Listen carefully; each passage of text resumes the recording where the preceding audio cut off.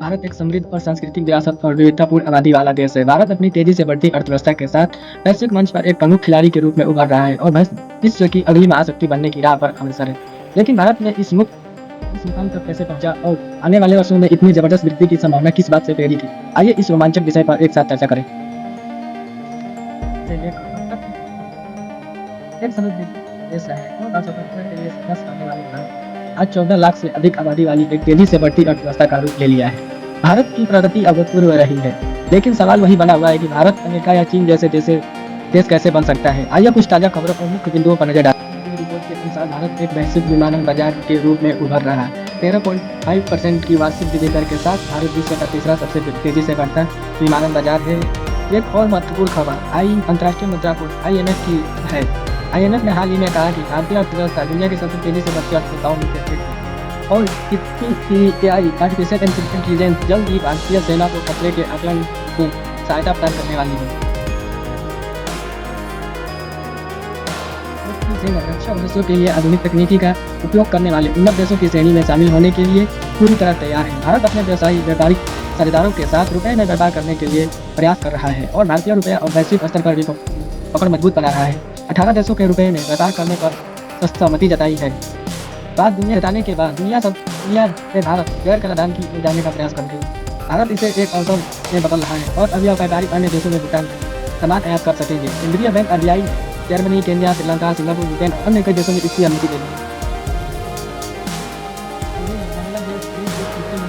है, जो कि 19वां देश है। इतना ही नहीं, भारत रूस से कच्चा तेल खरीदकर यूरोप को तेल उत्पाद बेच रहा है। एक रिपोर्ट के अनुसार तेल उत्पादों की बढ़ती भारतीय मांग वैश्विक तेल बाजार पर महत्वपूर्ण प्रभाव डाल रही है। भारतीय अंतरिक्ष अनुसंधान संगठन ISRO वाणिज्यिक सर्वेक्षणों को मंजूरी मिलने के साथ ही अंतरिक्ष क्षेत्र में भारत को अग्रणी बना रहा है। भारत को जल्द से जल्द $5 ट्रिलियन की अर्थव्यवस्था बनाने में महत्वपूर्ण योगदान देने के लिए तैयार है।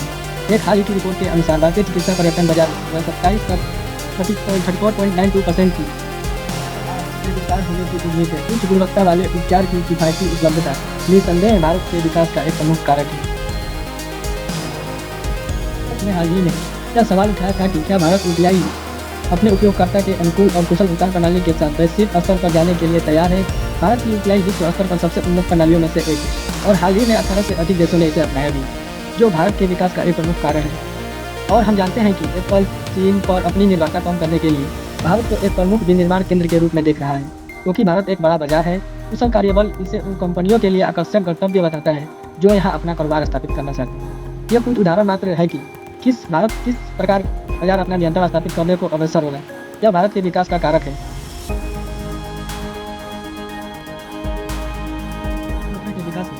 ध्यान देना होगा और भारत को एक अग्रणी देश बनाने के लिए काम करना होगा। भारत ने अतीत में अपने संघर्षों से बहुत लंबा सफर तय किया है और आज यह वैश्विक शक्ति के रूप में शुरुआत कगार पर खड़ा है।